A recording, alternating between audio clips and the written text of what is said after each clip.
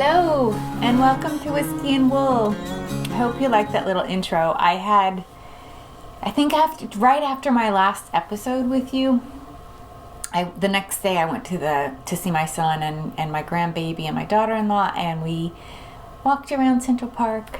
I took a lot of pictures but not very many video clips, so yeah, hope you enjoyed. And then the next day it snowed like crazy. We still have so much snow on the ground, and we're getting a new snowstorm today. This evening, maybe tonight into tomorrow. So tomorrow we're going to get another 6 inches. We have over a foot right now on the ground, but the sidewalks and streets are very clear, so it's easy to get around. Did I say I'm Shannon? Did I say welcome, friends? Welcome, friends. Welcome new viewers and returning viewers. Thank you so much for taking some time to knit and listen about my knitting projects. I hope you enjoy this week's episode. And yeah, I hope you're enjoying the new format. I've heard from many of you about it. So if you're new here, you won't even know that it's a new format. I like it a lot. I've been calling my new format Knitter's Life without any other titles, and then just episode 1, 2, 3. This is episode 3. It was a new change for the new year. I want to tell you, this is a series about knitting and spinning and any other crafts that I may get up to. Those are the two main crafts that I do. And yeah, and there's like other little, it's sprinkled in with other little lifestyle stuff from time to time. Currently I'm doing a little series on skincare, which I put those at the end for those who aren't interested. I'm trying to limit myself to about 2 minutes of chatter in that area, so they're quite brief, and I've just like kind of broken up stuff in little chunks. So I'm going to talk to you about, if you watched last episode and you want to follow up, I'm going to give you that, and that's in the segment at the end of this episode. Yes, I'll tell you about the process and how it went, and then we'll talk about something new. But first, as always, after the intro, I take you over to a whiskey chat. This is a whiskey chat that I will be filming later tonight. I almost filmed it yesterday, yesterday evening, but I was so busy with, I've been enjoying Knit and Escape's virtual retreat for Galentine's Day, or February Knit and Retreat, and it's a virtual retreat with a series of workshops and demos and stuff like that. So I've been enjoying that, and I was having trouble fitting it in, though I enjoyed a nice glass, a wee glass of whiskey last night. I did not film it, and I chose one that I've already reviewed with you. So the whiskey chat is just me reviewing a whiskey. I bought an advent calendar, and I am sampling the advent calendar along with you, and sharing the little, a quickie little few minute long history of or origins of the particular distillery that made the whiskey, and then just telling you about the tastes of the whiskey. I don't know what I'm tasting later. I haven't figured it out. I still have like 22 more bottles, so I'll pick one and we'll see it later, okay?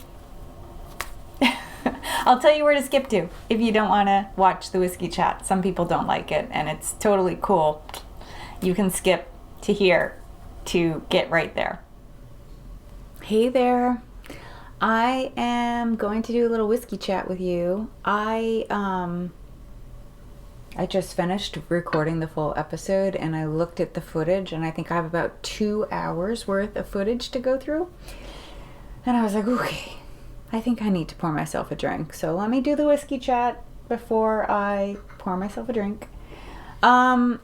So as I said before I started to film this, I mentioned that I have 22 little bottles of whiskey to try. So I just pulled one out randomly, looked at and I was like, okay, this looks good. So what we are tasting today is this. It is Amrut Peated single malt whiskey. So that I've poured a little in my glass and given it a few drops of water. Yeah, so let me tell you about the distillery. This is a really different one. And if I had realized what it was before I poured it, I probably would have picked something different just because I was trying to stay in Scotland, but it's okay. Amrut is a Indian-based distillery in India, but they use Scottish malt and Scottish processes. So let me tell you their story. They have a pretty short story because they haven't been around very long. They were established in 1948, so 60, 70 years, about 60 years, I guess. They were established as in the style of a laboratory by a man named Shri Radhakrishna. I think I got that right. It took them a couple decades, as it does, to get the processes right and start making releases. And of course there's aging too. It looks like I didn't find much about what guidelines there are or what policies there are, practices, what common practices are for distilling whiskey in India. So I don't know if they're the first. They're certainly one of the best known distilleries in India. You can find the Amrut everywhere globally. They have a global presence. Shri Nilakanta Rao, I think, now owns. He's the chairman and managing director. I don't really know who owns it, so it might be a bigger organization that owns it. It's hard to find much about it. Like, it's their website and their, the information that they're willing to be transparent on is a little bit different for this region of the world versus Scotland, which is what I've been tasting up to this point. It's their whiskeys got very well lauded from the 2000s forward. Like, once they really opened up into more of a global marketplace, they started to they made a bunch of different things. They made some brandy and stuff in their early years. They really got a foothold in their own country in India in the 80s, and then it was in the early 2000s that they started to ship the whiskey out to Europe and to the Americas and such. And it's been, they had a steep learning curve, but they have a pretty successful, their bottle's really cool of their 12-year. They have I'm going to show you a picture of this. They have an angel iconography icon that they put on a lot of their packaging that they call greedy angels. So it's, if you know much about whiskey preparation, as whiskey ages in the barrel, the liquid evaporates over time. So they call that evaporation the angel share. So this is like kind of, I believe, playing on that idea of angels, greedy angels, angel share, stuff like that. Okay, they don't tell you anything about how it is made. We do know that they bring in, we are aware that they bring in malt from Scotland to make it. So, okay, wait, let me see. Maybe I found like a review of it. Yeah, it's Scottish. They bring in Scottish barley. Distilled from barley that's sourced and brought in from Scotland, and they started to do this in the 1980s as a way to appeal to a single malt audience, as a consumer who's looking for single malts. And then, so then that they were prepared, they had a 12-year and a 15-year when they entered into the UK market in the early 2000s.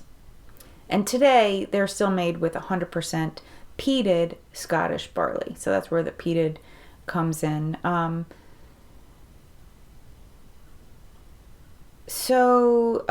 The aging process is shortened by the Indian climate too. So the evaporation, I guess, happens more quickly because it's hotter. So this has only been aged, I'm reading, somewhere in the 4 to 6 years. So yeah, let's see. I understand also it retails for around $80 here in the US. So let's see what we get. We have a nice amber golden color. It would look really good with that. Some hand spun that I haven't showed you yet, but I'm going to show you that I made. Yeah, all right, let's see. You can really smell the smoke and the peat, that sort of like that very familiar peaty, smoky smell. It's also got a sweetness like bananas. I also smell like marzipan. Okay. Ooh, wow. Wow. Oh, it's really intensely sweet and spicy at the end. It's good. It's really good. I see why it's gotten so many awards. You get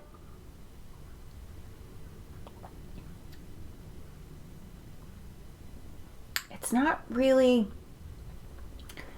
it's a bigger punch than like say the Christmas cake flavors that you get at first. It's that smoke is pretty consistent all the way through.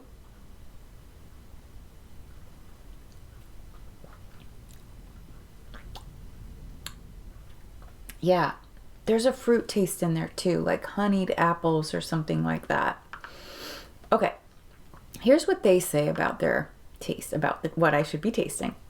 On the nose, dry peat, not too dissimilar to peat reek absorbed by old leather armchair, and a hint of citrus. What did I say? Smoky, sweet, I guess citrus, marzipan I said too. Okay, taste. Immediate sensation of is one of being caressed by molasses sugar ratcheted up by peat notes. So like the sweet and smoky together. Everything is clear on the palate. The butterscotch vanilla wrap, the phenols for comfortable clear finale. I don't like, it's very scientific the way they describe it. Let's find someone else.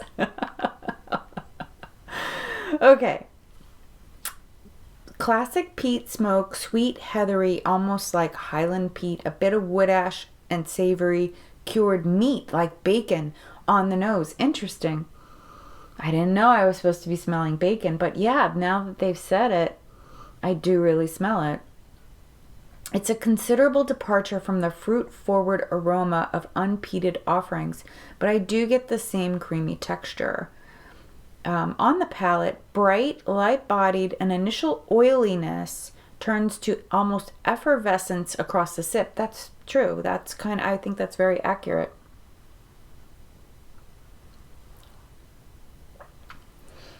It's crisp with classic sweet cereals and honeyed candy. The mid-palate seems a bit salty. Yes, you get that saltiness. Vanilla cream and a bit of lemon curd. Interesting. Okay. And then one more. Let's see if there's anything to add. I found another website that talked about it. Bacon, smoke, malt, peat, caramel, all on the nose. Palate very fruity.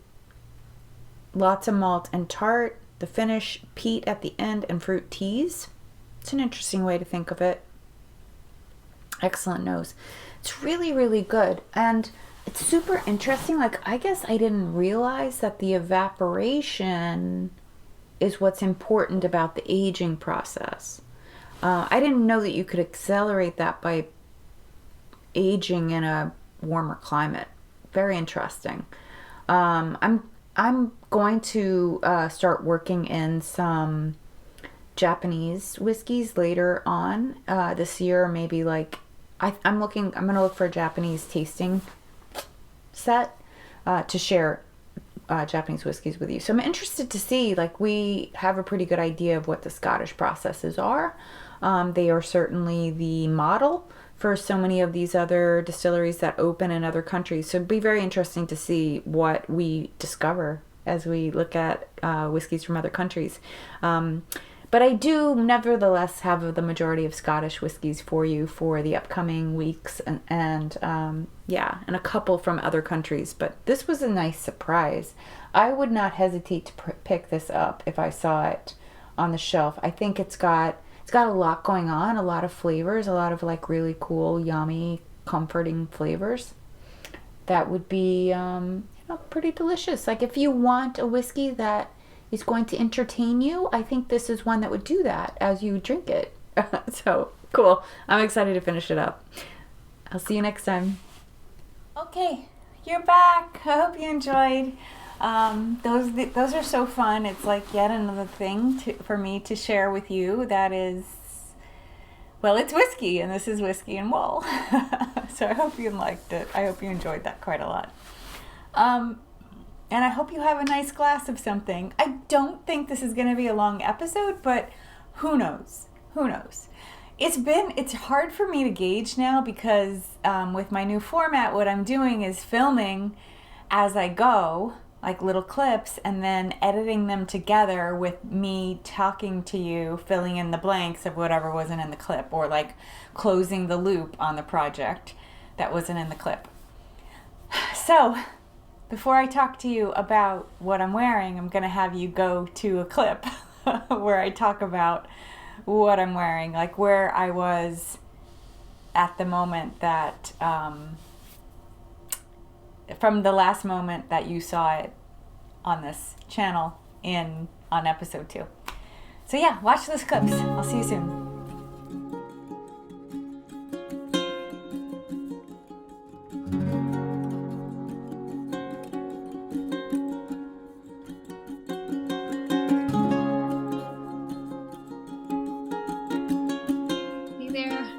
Wanted to just update you on what's happening with my sleeve. It is such a project. I would actually, I think it's come out okay.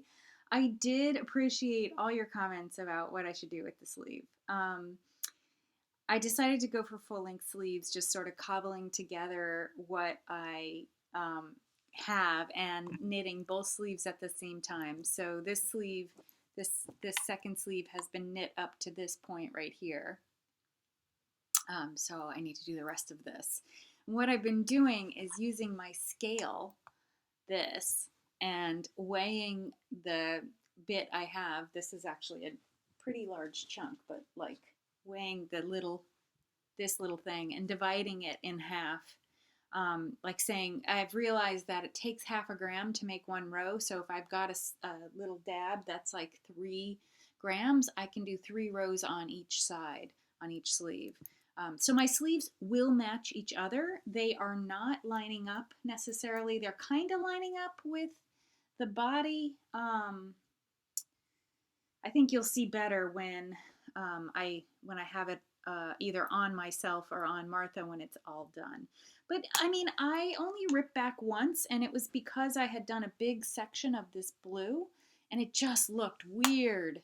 It looked really weird. I think that I can get away with this hot pink in there because these sections here of the red are pretty strong.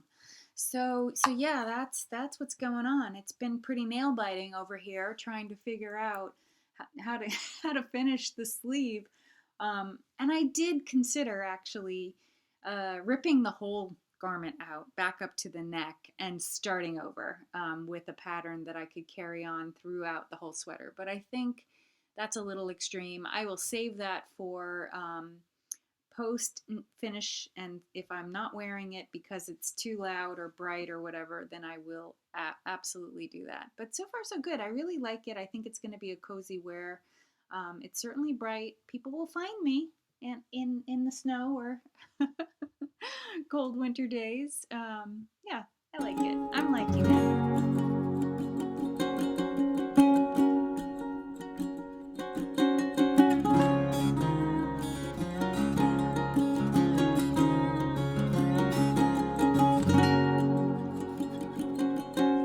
So here you are again. Yeah, so I am wearing the Paloma by Espace Tricot. It's a free pattern. It is written for you to hold, I think it's a fingering weight yarn and a strand of Mohair-silk thread, like the lace weight Mohair-silk. This is 100% cashmere yarn that I mostly used, or at least like I would say about half the yarn in the project is from an advent calendar that I opened this year that I got from Cashmere Treats. And so all the yarn that you're seeing in the sweater, aside from the yellow and the tan, this like trim color sand, the yellow and sand are from Clinton Hill Cashmere and it's yarn that I bought. While every other color in the sweater that I bought from Cashmere, Clinton Hill Cashmere, I bought everything. I don't know why I'm saying it that way. I bought all of the yarn, but some of it was an advent calendar that purchase, and some of it was just yarn that I was just buying. Because as I was opening up the advent calendar, I started to think about how I would combine the yarns, because all of these others, so this red speckle, the gray is, this dark gray is Clinton Hill Cashmere, but the blue speckle, the red speckle, these, the pink, this blue, this speckle here, this coral, those are all from the advent calendar, and they were, it was a DK weight cashmere yarn from Cashmere Treats that there were 12 skeins, and each of them were 10 grams or 40 yards. So as I was opening them, I could see that they were kind of making a nice color palette, and I thought that combining this bright yellow and nice neutral would be a good way to bring those mini skeins together and make a project. So that's how I came about this. I talked about this last week. In my last episode, I had developed the striping repeat and the number of rows that I did without really doing all the math and how many yards I had of each color. So by the time I got to the bottom of the sweater and it was time to do the sleeves, there was a unequal amount of the yarns that I used for the little stripes versus the yarn that I used for the big stripes. So I needed to even out the striping a little bit. So I did do that. I went from, these were 10 rows, I went to 8 rows, and then these little stripes were 3 rows, and I went to 6 rows. I think I doubled them with some variation, because obviously like this is a little different. There's only 2 rows here. These colors were quite dark and striking. This gold color called Candlelight from Cashmere Treats, and this blue color, I don't remember the name of it, Chanel Suit maybe? That they were quite strong. I actually did a big section of the blue and I thought it was too much, so I ripped back and then knit again. I have a significant amount I have enough yarn left to make a hat. So 50 grams of DK weight cashmere is enough for a hat. Just a simple hat. So I have that. I put it away. I mean, I put it all together in a bag and I tucked it away. I am what's the word? I'm not monogamous. I'm polygamous. Am I polygamous? Is that what you say when you like? I'm a polygamous knitter. Does that make sense? If I was titling this episode, that's what I would call it. Yeah, I mean, I have multiple projects on the needles. And so when I finish one project, I like to kind of get going on the other projects that I have on the needles, and then I'll put another project in. I'm actually probably going to cast on something new, which I'll get to later in this episode tomorrow. or tonight. I don't think tonight though, because tonight I kind of have an idea of what I want to work on. I'm probably going to be editing quite a lot tonight, so by the time I'm done with editing, I'm probably going to just want to sit and knit something really mindless. Yeah, so this is my finished Paloma. I'm really happy with it. It's so cozy. The silhouette came out exactly the way I pictured it. It's a tremendous amount of ease. I probably have about, I don't even know, more than 10 inches of ease here on the sides. Yeah. It's big and cozy and bright and colorful, and I really, really like it. I think, yes, I posted pictures on Instagram of Martha wearing it. I was trying to keep it nice for you guys, and then I ended up wearing it nice for my audience. I try not to say you guys. Every time I hear it come out of my mouth, I cringe a little bit. The feminist in me doesn't want me to say you guys anymore. I don't mind when other people say it, but I don't want to say it. Anyway, okay.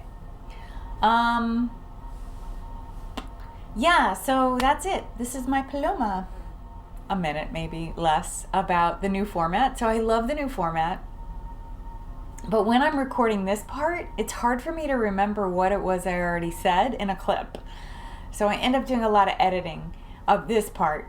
So if you see lots of chopping in the part where I'm talking to you, it's because I started to tell you something that I already told you in a clip that I recorded a week ago.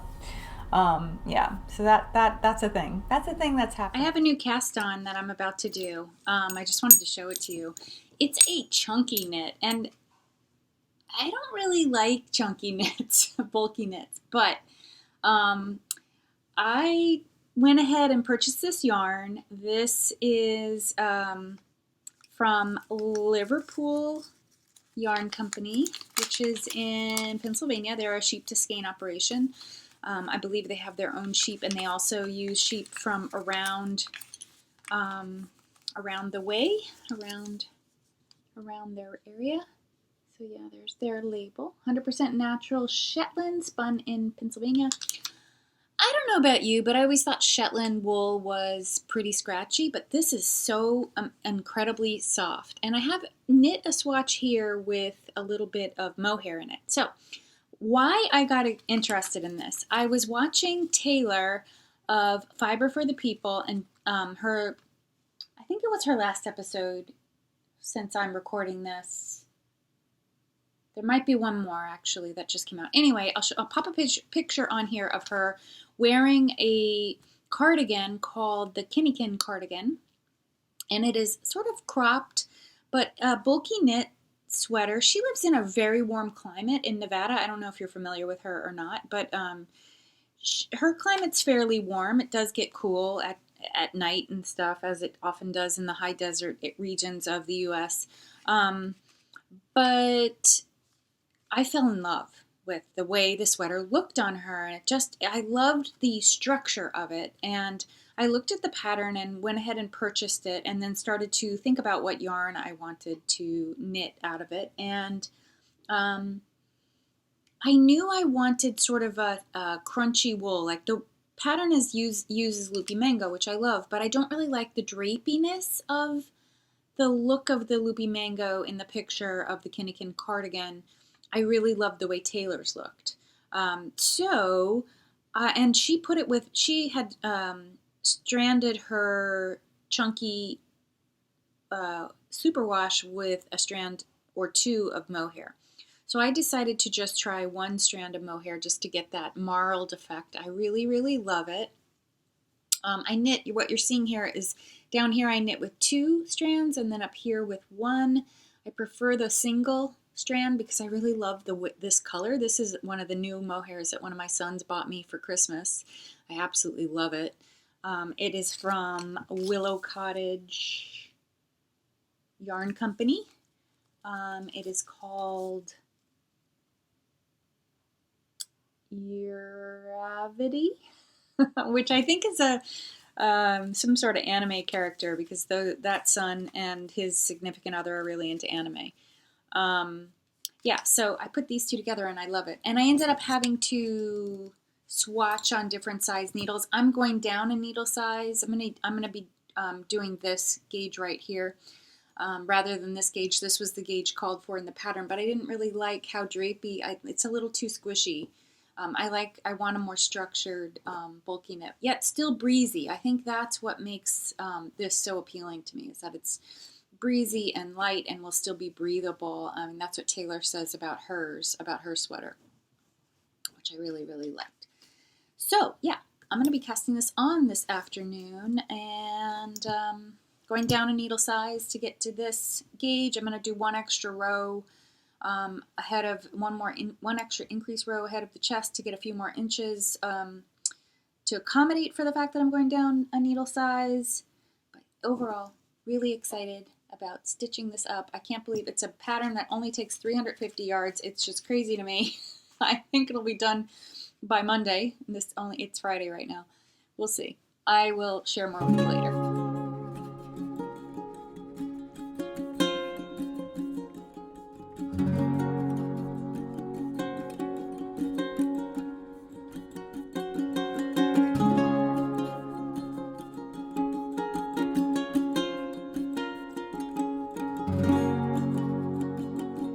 This is a project that I cast on, that I schemed about, cast on, and finished all in about a week, I'd say, total, from me scheming, buying the yarn being delivered, and knitting it. So I went ahead and knit it, and I cast on and knitted and just kept going, and I thought the pattern, so I looked at other people's projects in order to figure out how much yardage I needed, and I was curious, so I also looked at Taylor's project page, and I just was sort of curious about what the yardage was, so I kind of ballparked that maybe I needed about 300 to 350 yards. So I bought 4 skeins from Liverpool. And by the way, if you are a chunky yarn knitter and you like the idea, this is like the softest, most beautiful yarn. I always thought Shetland was scratchy. Maybe it's just from those old Shetland sweaters, like from the 60s and 70s, that were just kind of itchy. This is very, very soft and beautiful yarn, and it just knits up. And when you soak it, it's really, really gorgeous. It's just really soft, and this has been blocked. It's beautiful. So what I was going to say is these are on sale for $12 a skein. So if you're into chunky yarn, I think they just have natural colors. So this color, a gray, and then a darker gray, if I recall right. These colors. Okay, it is time to figure out the colors for the watermelon sweater. Let me turn this around. For the watermelon sweater, which is over here.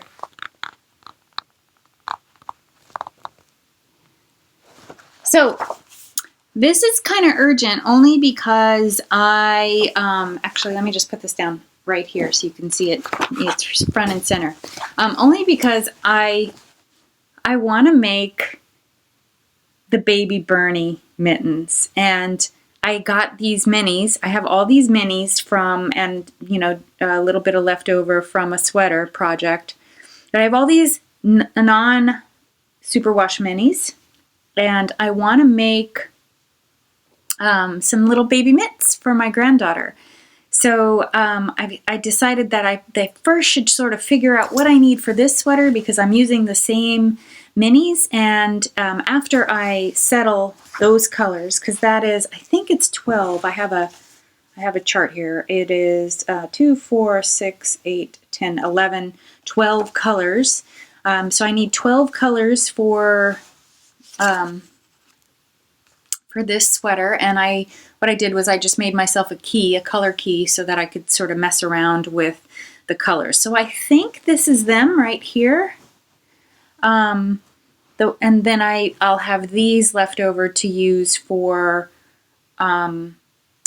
the Baby Burn mittens, Baby Bernie mittens.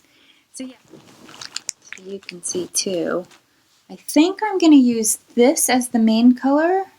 And I've done a hat for her actually out of these two colors. So it'd be good if I can incorporate this. Maybe this could be where the white is, and then I'm just doing contrast colors. I love the idea of putting this in there as one of those shades of gray. And I don't know.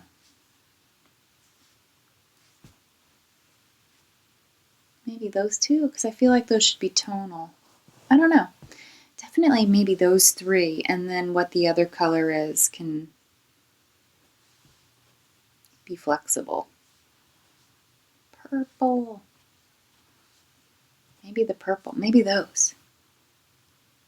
I mean, clearly I can make more than one pair as well. The yield on these little things is going to be next to nothing. So, okay, things to play with and think about. I do also have grays. I have 3 shades of gray in this, not the same yarn, but in a very similar yarn. So I could also just do a gray one. But yeah, fun little project that should be a fast knit.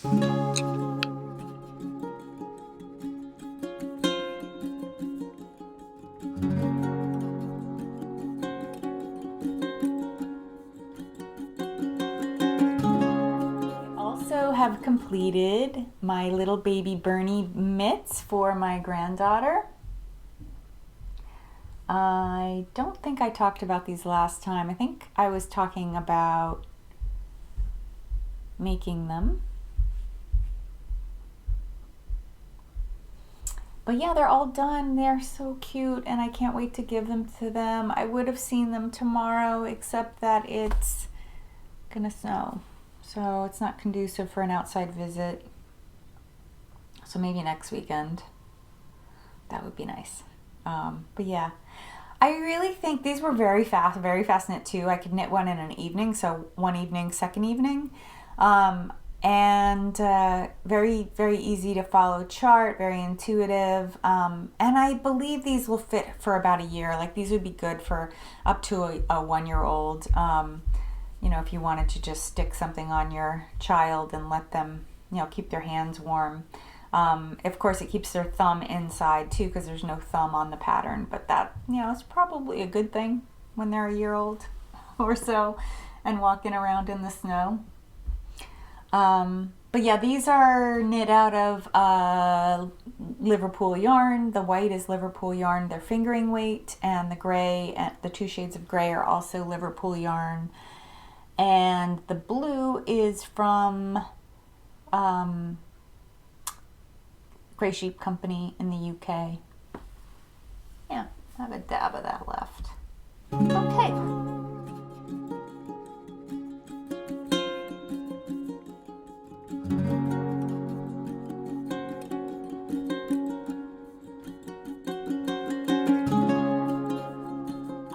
Made some progress, not much, on my HANA sweater.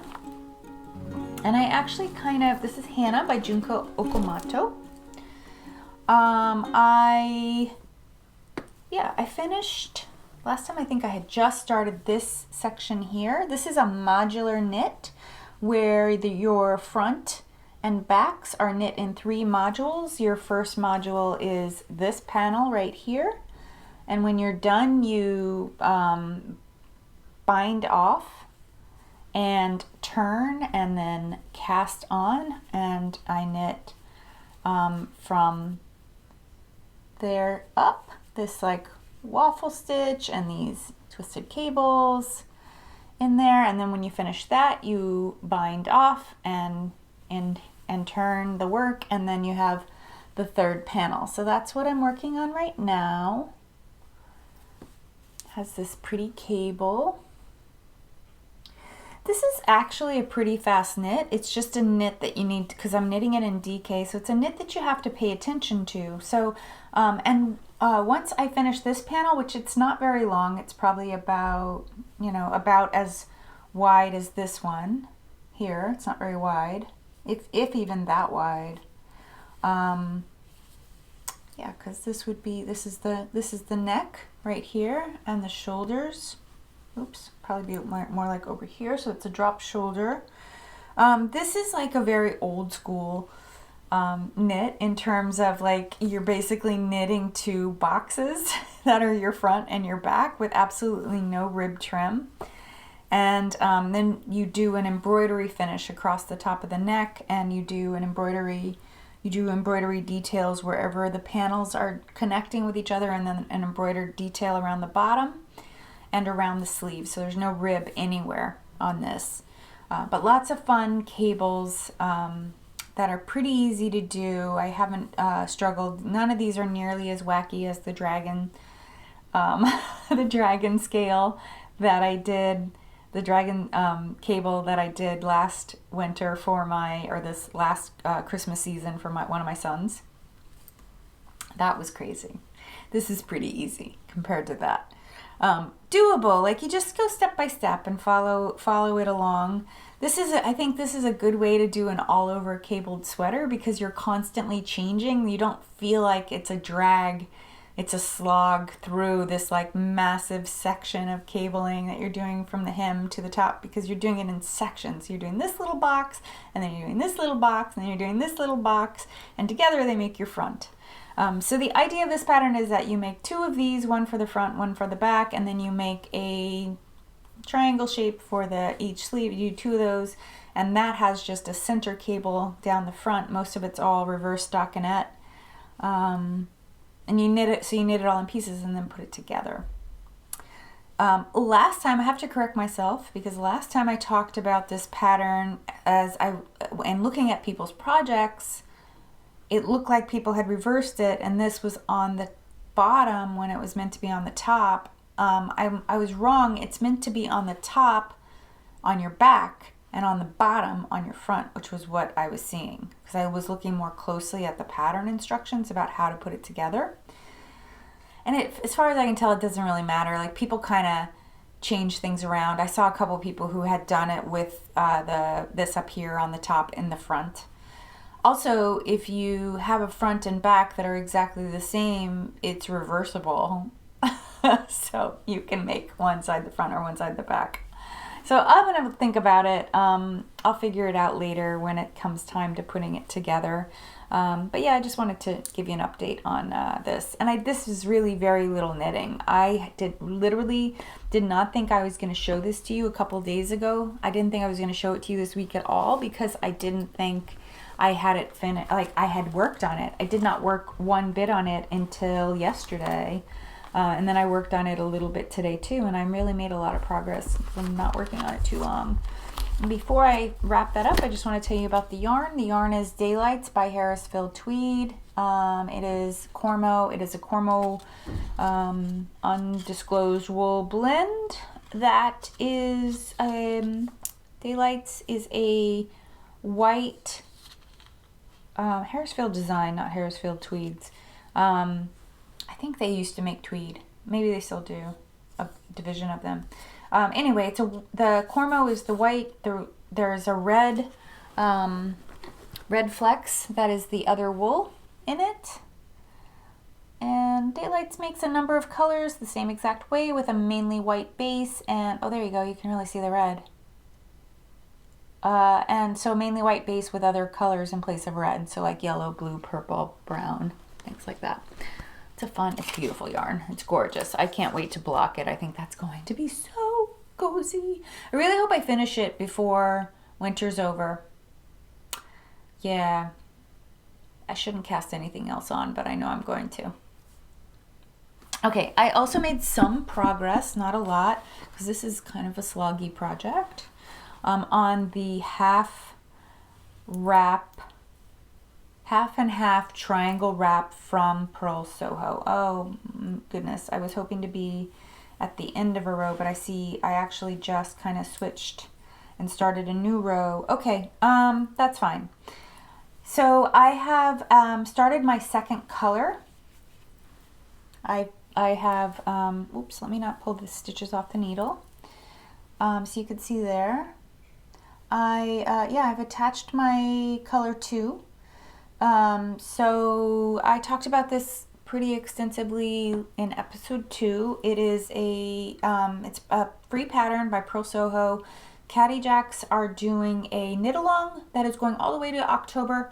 So there's plenty of time to join and get them done. Purl Soho's version is made out of their linen quill yarn. They have an in-house yarn line, multiple different things. And this pattern's for linen quill. The idea is that it's 2 tonal yet contrasting colors, and it's 2 triangles that are attached in the center. So they wrote their pattern for 6 skeins, 3 skeins, 3 fingering weight skeins for each side, and I am using, I'm knitting it out of 5 colors. I'm using 2 skeins of this whitish gray, this salt and pepper yarn. So I'm using 2 skeins of this, and then this is the complementary color, this black here. This is mostly white with a little black. This is mostly black with a little white. They're a yin-yang combo.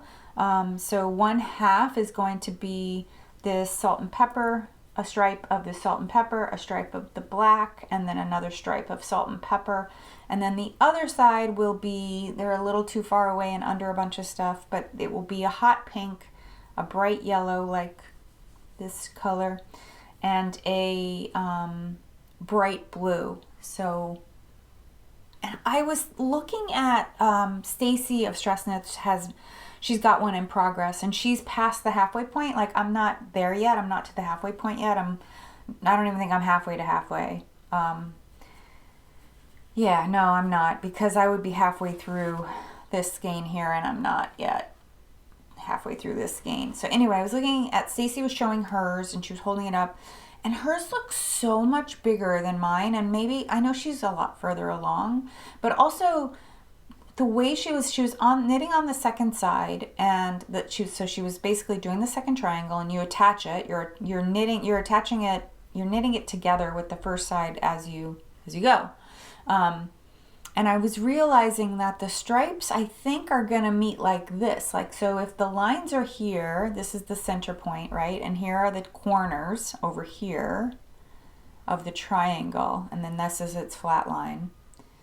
The stripes are going this way. So the stripes are going to kind of meet like this and miter, I think, of my 2 sides, my 2 halves. So this half will be salt and pepper, black, salt and pepper, and this side will be yellow, pink, blue. I think. We'll see. We'll see. Yeah, so that is that. That is what's going on with that. This is a all garter stitch pattern. The yarn I chose to knit with is yarn that I had on hand. This is why I chose to knit with it, because I had it. I only had to buy a bright yellow. It is Yin-yang by Loop Fiber Studio. She is located in upstate New York. I have seen her stuff at Vogue Knitting, seen and bought from her at Vogue Knitting Live and at Rhinebeck. I first dabbled in picking up some in Vogue Knitting Live 2019. I picked up a couple skeins, and I just was kind of chewing on some different ideas, and then I thought I had an idea, so I was very deliberate in my choices with what I was picking up from her. So I definitely wanted the black, the white, which I have here, and a couple other bright colors, so I did that. And then I realized, like, after playing around with the yarn, that it was really not good for the project that I had in mind, so I just kind of put it aside, and it's just been sitting waiting for the right project. So I hope this was the right project. It's super easy knitting. This is very, you can be engaged in a conversation. You could be listening to, a lecture, watching a show that really requires full attention, and knit this. So it's super easy to knit, just garter stitch. And I have a stitch marker that reminds me it's time to turn around. So I just go over to reach the stitch marker. Then I have to pay attention for one stitch, turn back the other way, and I'm off again. So yeah, it's pretty mindless. I find it kind of boring, I guess. in terms of the knitting. Of course, I really appreciate having boring knitting at times, but I find it kind of boring, and so that's why it's been a little slow. Another way to think of it is that it could be very comforting to knit just all garter and be making something. A lot of people that are making this pattern talk about how soothing it is, that it's a soothing pattern to knit. Yeah. I had talked about knitting through my graveyard. So one of my goals for this year, for 2021, is to empty that graveyard out. So empty the graveyard out, either by knitting everything that's left in there, finishing everything that's left in there, my knitting whip graveyard, or frogging them. So that's what I plan to do. So I'm working on the first thing. This is a graveyard, what I would consider a graveyard whip, because it is something that went into the graveyard in 2020 or before and stayed there for a while. So this is Slipstravaganza by Stephen West. This was the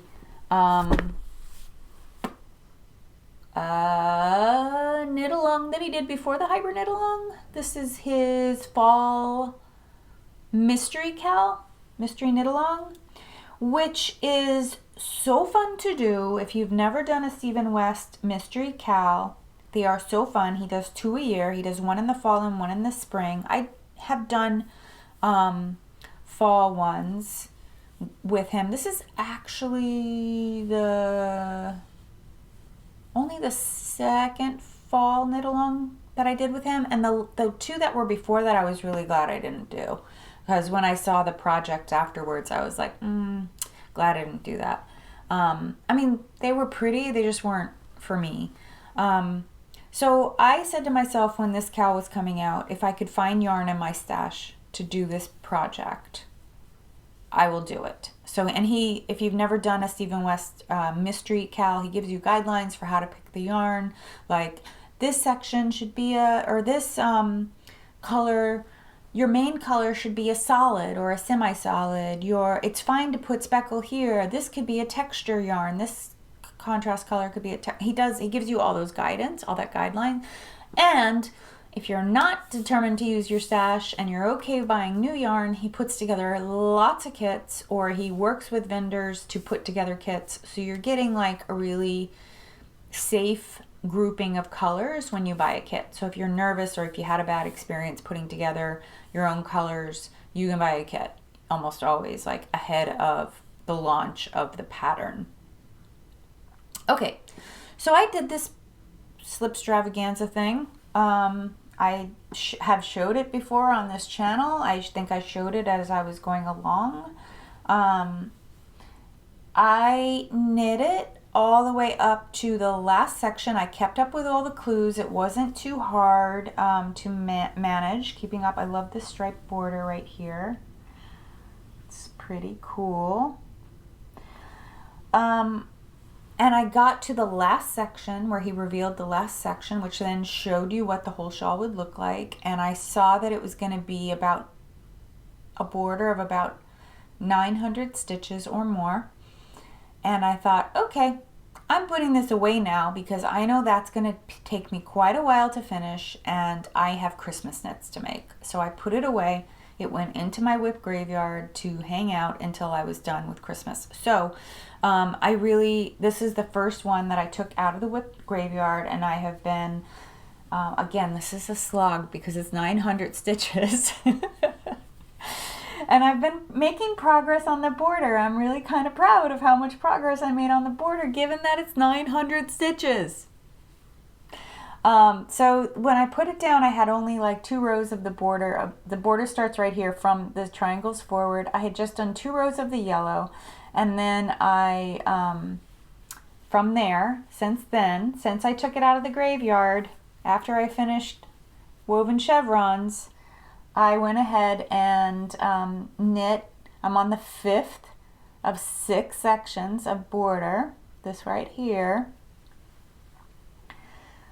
Yeah, and then it'll be done. So I'll finish section 6 or 5 and then 6, and then I-cord bind off like 950 million stitches. and then it'll be blocked and done. And yeah, I can't wait for it to just be off the needles. I'm very, very excited about the prospect of having it done. And I think once I finish this, because this is also a lot of garter, so there you can kind of see the whole thing unblocked, of course. I think then I'll do a lot of work on the half and half triangle wrap, because this is a lot of garter and that's a lot of garter. This is garter and slipping.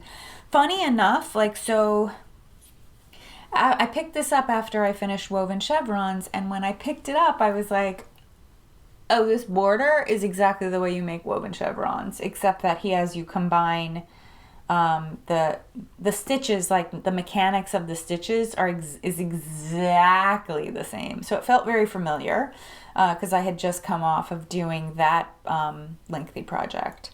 Only this is like, this border row of its 900 plus stitches is like doing the 9th section of woven chevrons times 3, because that section was only a little over 300 stitches. So yeah, I'm just like, wow, this is, you know, a slog. But hopefully I'll have this done by the next time I see you here, and this will be one of my FOs, or maybe my only FO. We'll see. Yeah, so I have been working on this and really concentrating on getting it done. This is probably the project that took the most amount of time for me over the last 2 weeks since I last spoke with you. That is all my whips.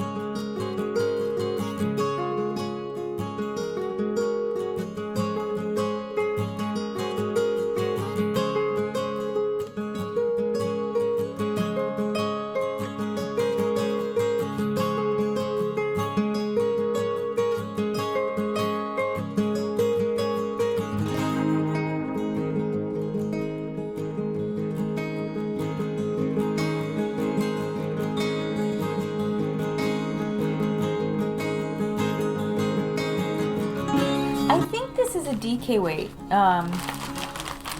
So did I show you the whole thing? I don't even know. I'm going to just talk about it here and I'll clip it if I need to. This is one of the braids from my advent calendar. This means unicorn back, a dos de licorne, de licorne. It is American wool, South American wool, 20% viscose. and it is from Le Petit Potions. Beautiful skein. I have to admit, when I was knitting, I mean, when I was spinning it, those white flecks, which is the viscose, were so annoying.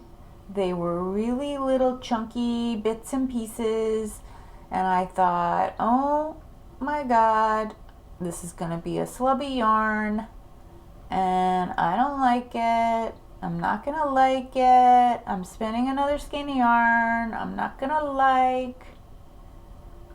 But after I soaked it, those little bumps really kind of blended in once I plied it and soaked it. And I think it's really pretty. Really pretty. Hey there, I wanted to show you my next spinning project. I decided to go ahead and spin this 100% Shetland, Grey Shetland from Into the World, which is my latest acquisition for from the Into the World Fiber Club. So yeah, this is it. This is the first time I've actually taken it out of the bag, and I just thought the first thing I want to do before I decide, and I'm probably going to make a fingering weight because that's what I knit most with. But before I decide how to spin it, I thought I would just check it out, lay it out, and see what sort of dye pattern there is here. This probably isn't the most ideal space. I probably could use a little bit more spot space, but then you wouldn't see everything that I'm doing. Okay, cool. Yeah. I mean, my default spin is to always do some sort of fractal spin, but it looks like we've got these rust sections that have this teal blue on either side, and then a black section. So I guess it would be something like this. Let's try to get those rust sections to line up. There we go. Yeah, that's probably pretty accurate. We just get this big extra loop here that, I guess maybe that should be brown or that should be rust, but it didn't really come through. It's just an extra dark section. Okay, so I think my best bet is going to be to divide the fiber in half and then split one of the halves into either thirds or halves again. So I'm going to go ahead and try that, and I will weigh it and see how it all works out, and then I'll have a new fiber prepped for spinning.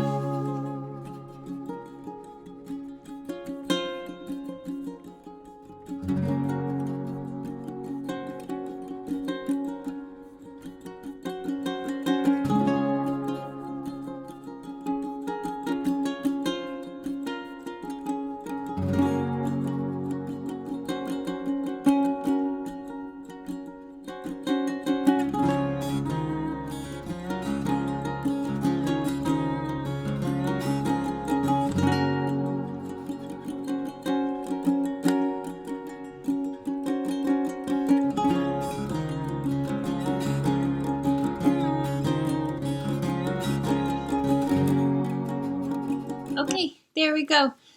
So one bobbin will be a straight spin through the fiber, all continuous, one long continuous spin. And then the other bobbin will be, I did four fractions of 4. So I like to divide them vertically. I think that with a dye job like this, where it's sections, it's the band has like sections of color. I think doing a vertical split, as you saw me do in the clip, gives a nice,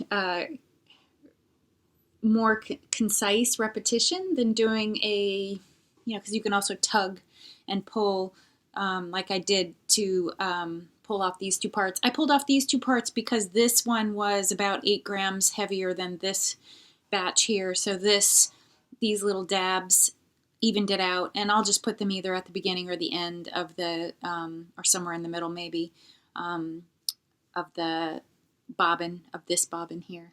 So yeah, this is my next spin project. I am obsessed. This is, I think I showed you in the picture, in the video clip. This is Into the World. Best wishes, warmest regards. I showed the fiber last week. This is last episode. I have to get into the habit of saying last episode because last week, it was 2 weeks ago. I showed the fiber 2 weeks ago. It was fiber that I had just received for the Into the World January Club color, Fiber Club color. It is 100% Shetland wool. I tend to get like in themes, in a groove of the same. So this is Shetland wool, this is Shetland wool. So soft. It is so soft and so squishy and gorgeous. I love it. I am so obsessed with these neutrals. I'm so bummed that I only got one skein's worth. Well, it's a really plump skein. It's just so beautiful. Totally reminds me of Spin Cycle yarn, but Spin Cycle is based on hand spun, so that makes sense.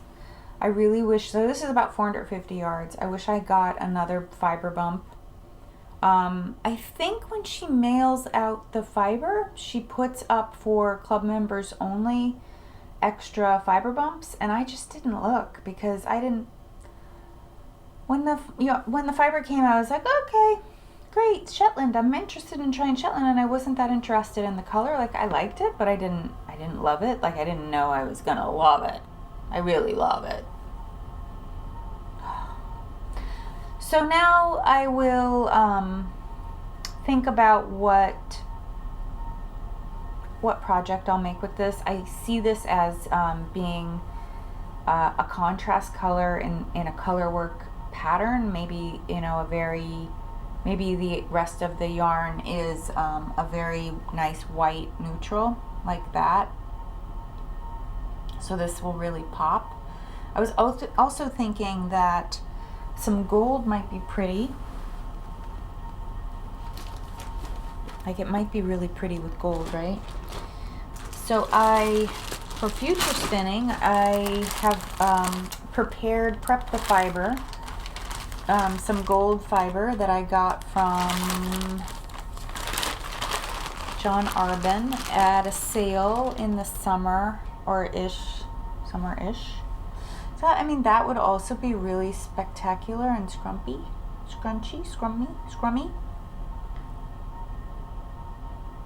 So yeah, I have a sweater's quantity of this gold. I just started spinning. Like I just said, I got it started. I got the first bobbin started on the wheel, so I haven't really done much. So I'll show you more of this for my next episode. Okay, almost done. I got one stash acquisition, and this was a skein by Ocean by the Sea, which she's a English dyer, indie dyer, who makes very limited quantities. This was the colorway called Dreams. It's poon wool, which I don't know a lot about. Fingering weight, and it's so gorgeous. Oh, yeah, this I just kind of, I kept it on my desk and stared at it while I was working for a week or so. I ordered this in September, and I just got it. So it's a long haul. If you're into her yarn at all, if you like her yarn, I still have many regrets. And my friend Allison was with me at Rhinebeck when we saw Ocean by the Sea selling her yarn. I didn't buy any at Rhinebeck 2019 because I had some in the mail. I thought I had purchased a sweater's quantity from her, and it got lost. And I thought it was on the way when I was at Rhinebeck, and 2 months later, Ocean contacted me and told me that my package had been lost, and she refunded me, which I was grateful for, but I really wanted the yarn. So I've been trying to catch one of her sales, and I just, I saw one that was a club color, like she had a theme. The theme was Dreams, and she had like a color inspiration picture. So I had a pretty good idea of what I was getting. It looked beautiful. It came and it's gorgeous. So besides this in the package, I got some tea. I want to say there was something else, but I don't remember. A poem that went with it. A beautiful poem. I don't remember if there was anything else, but yeah, it was really, I'll have to, it's very like hard to get her wool.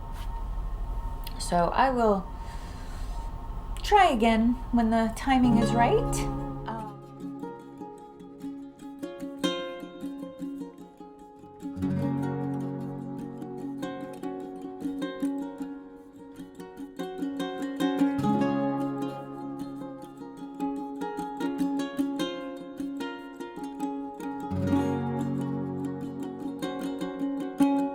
So I just want to tell you quickly, last time I talked about a electrocautery procedure that I was having done on some enlarged pores that I got on my face due to sun exposure at a younger age. And I talked about it last time, so you could tune in last time. And I talked about it for a good 5-10 minutes, I think, at the very end of episode 2. So I had the procedure done, and it's healing very beautifully. It's amazing. Like, I'm floored. So after it was done, I looked like I'd been stung by bees. Like, my whole face just had, you know, these big red spots on it.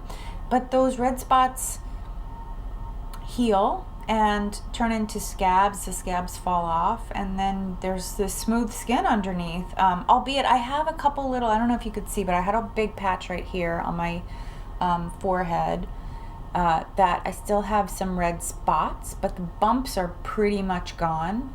I had one on my cheek right here that's gone. It's just crazy how they just like poof, these bumps that had been there for a decade. Like, since when you hit, like, when you have sun damage and you hit your 40s, these bumps can emerge. So it's like pretty common for people that have or sun damage to get these enlarged pores. So what they just look like bumps that are, I forget the name of them. Yeah. I put it on screen. I just can't remember. Yeah, I had a couple here. These are still kind of red and scabby, but they're healing. Everything's healing. So it's like really pretty cool. I guess so the only downside of doing any sort of procedure to remove them is that they can come back, but Retin-A can control them pretty well. And I've been using Retin-A for 2 years on advice from my dermatologist. Like, when I went in with the problem to begin with, she said, try this first, and then we could talk about other procedures if it doesn't work. So for 2 years I used that, and that controlled them kept them from getting bigger, because they will, like, just like your pores do, like, absorb a lot of oil and contain it, and so they'll grow kind of big, and then they'll shrink back down, and then they grow kind of big and shrink back down. That controlled that up and downness of them and kept them small. But they were still there. So now they're gone. And they could come back, but it's unlikely if I keep up with if I understand properly, if I keep up with the Retin-A ointment that she didn't prescribe. It's not a prescription, it's over the counter. It is a gel called Differin. You can find the same gel in different brands. I used a different brand, La Roche-Posay, which I think is slightly cheaper than Differin. And in my local drugstore, they sell them side by side. So, you know, you could just sit there and go, oh, okay, it's the same drug, but it's different prices because it's different manufacturers. So, and I don't know why I ended up with another tube of Differin, but I have another tube of Differin. Yeah, doesn't matter, it's the same stuff. So just a little kind of pea-size, you know, bit on your fingers and just rub it all over your face. And that's all you need to do once a day. I'm going to talk more about that later. I really see improvement in my skin and the things that I'm doing. So anyway, I hope you found that helpful. Thank you so much for watching. Thank you so much for sticking here with me. I hope that you have a wonderful rest of your weekend and week, and I will see you in a couple more weeks with another update. Bye.